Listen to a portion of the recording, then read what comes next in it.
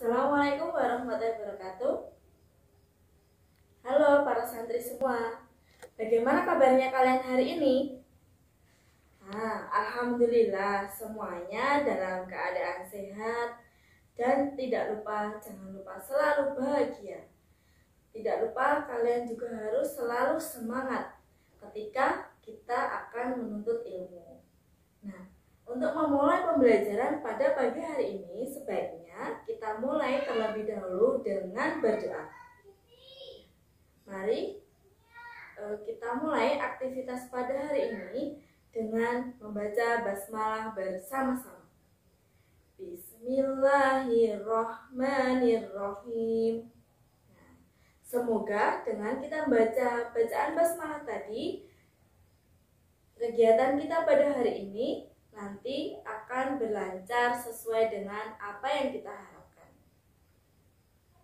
Baiklah, nah sebelum Ustazah nanti akan menyampaikan materi tentang hari ini, Ustazah ingin mengecek dulu siapa yang hari ini tidak masuk sekolah. Oh, alhamdulillah ternyata semuanya masuk sekolah ya. Nah, kalau kita sekolah itu harus lebih semangat lagi, semangat untuk menuntut ilmu agar nanti kita ke depannya menjadi orang yang mempunyai ilmu. Ketika kita sudah mempunyai ilmu, maka kita tidak akan mudah untuk dibohongi. Nah, mari kita melanjutkan materi kita pekan kemarin, yaitu tentang suhu. Nah, hari ini nanti kita akan belajar tentang suhu.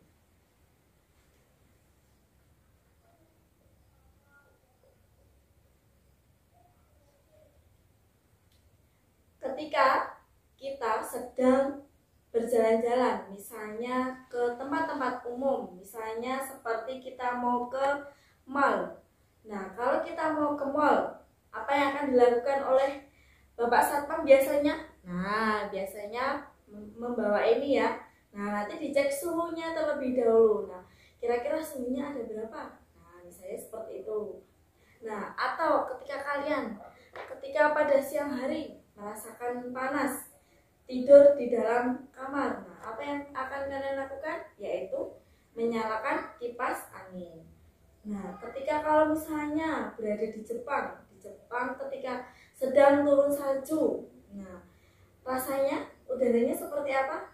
Nah, tentunya udaranya menjadi dingin. Nah, ternyata dari beberapa hal itu tadi kita telah mempelajari satu hal, yaitu tentang apa? Suhu. Nah, selain itu, misalnya ya, kita nih merasakan sebelum digosokkan, kita tempelkan dulu ke muka kita. Nah, selanjutnya kita gosok-gosokkan. Nah, lama-kelamaan akan terasa, ya betul, akan terasa panas. Nah, kemudian kita tempelkan ke dalam pipi. Nah, ini akan terasa panas ya. Baik, nah dari sini kita akan banyak mengenal tentang suhu. Nah, dari sini, apakah ada yang tahu apa itu artinya suhu? Ya, suhu itu pada dasarnya termasuk atau merupakan suatu besaran fisika yang dapat dirasakan oleh indera kita. Seperti tadi ya, kita merasakan seperti ini. Nah, ini indera kita seperti indera peraba, yaitu kulit kita yang merasakan. Nah, tubuh manusia itu dapat merasakan yang namanya panas maupun dingin. Panas seperti tadi ya, kalau kita menggosok-gosokkan kemudian ditempelkan, nah itu merasa panas. Kalau misalnya dingin seperti tadi, kalau kita mungkin yang berada di Jepang ketika turun salju, nah itu hawanya terasa dingin, misalnya seperti itu. Nah, rasa panas ataupun dingin ini dirasakan oleh kulit, kemudian otak kita di sini akan memberikan rangsangan berupa informasi bahwa yang kita rasakan itu tadi adalah rasa panas ataupun dingin. Jadi, suhu itu adalah ukuran derajat atau tingkat panas suatu benda. Nah, seperti halnya pernah lihat kulkas? Ya, kulkas ya. Nah, kulkas itu kita gunakan untuk apa?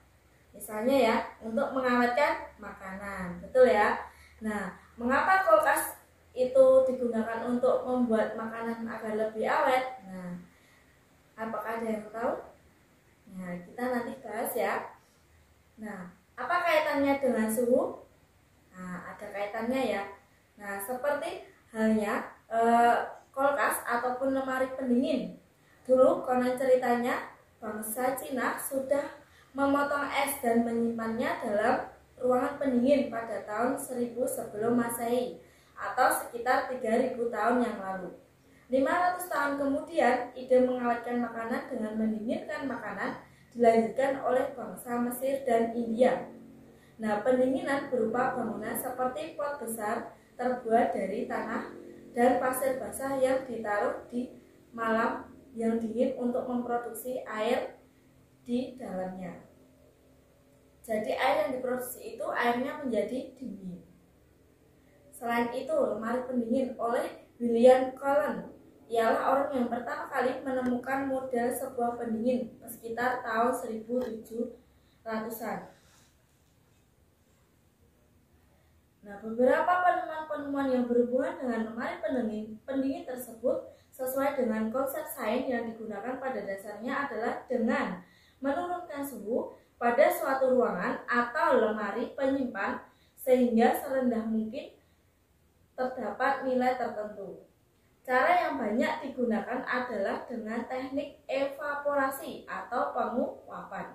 Penguapan bahan kimia tertentu sehingga menghilangkan panas pada ruangan bagian dalam.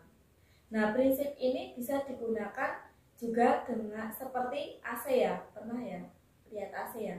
Nah, AC itu suhu, ketika AC-nya dinyalakan suhu ruangannya bisa dingin. Nah, ketika mengukur suhu, nah apakah hanya cukup dengan kita tempelkan dengan menggunakan ini tangan? Nah, tidak ya. Nah, kita bisa mengukur suhu dengan menggunakan suatu alat. Nah, alat yang kita gunakan misalnya ini bisa dengan menggunakan termogan ataupun termometer. Nah, jadi alat untuk mengukur suhu tadi apa? Ya, betul, termometer. Nah, suhu itu diukur dan dinyatakan secara pasti dengan angka. Nah, kalau misalnya dengan termometer atau dengan termogan nanti akan langsung ya keluar angkanya berapa derajat Celcius. Nah, seperti itu. Nah, itu termometernya itu tidak hanya dengan termogan ataupun termometer yang biasanya untuk mengukur suhu badan. Termometer ada macam-macam ya. Ada yang juga sebagai termometer ruangan.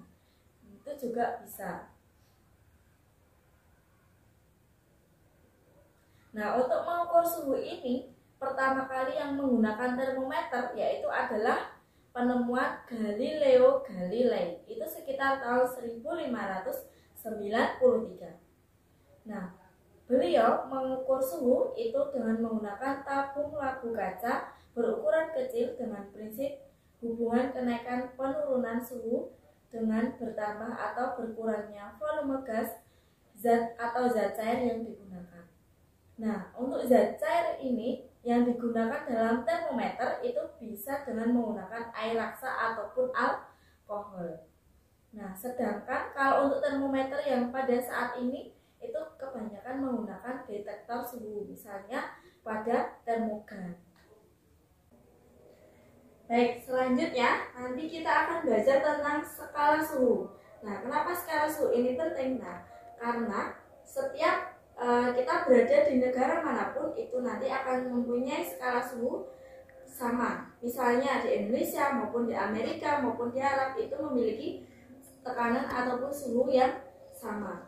Nah, untuk skala suhu itu terdiri dari Celcius, kemudian ada Reaumur, kemudian ada Fahrenheit, dan selanjutnya adalah Kelvin. Nah, dalam skala suhu ini untuk Celcius itu perbandingannya adalah 5, sedangkan Reaumur itu perbandingannya 4, untuk Fahrenheit itu adalah 9, dan tidak lupa ditambah dengan 32. Sedangkan untuk Kelvin itu adalah derajat Celcius ditambah 273. Nah, adapun perhitungannya nanti akan kita bahas untuk pekan depan. Baik, cukup sekian pembelajaran pada hari ini. Semoga bermanfaat dan selalu tetap semangat dalam belajar. Semoga apa yang Ustazah sampaikan hari ini dapat bermanfaat. Kurang lebihnya Ustazah mohon maaf. Akhirul kalam. Wassalamualaikum warahmatullahi wabarakatuh.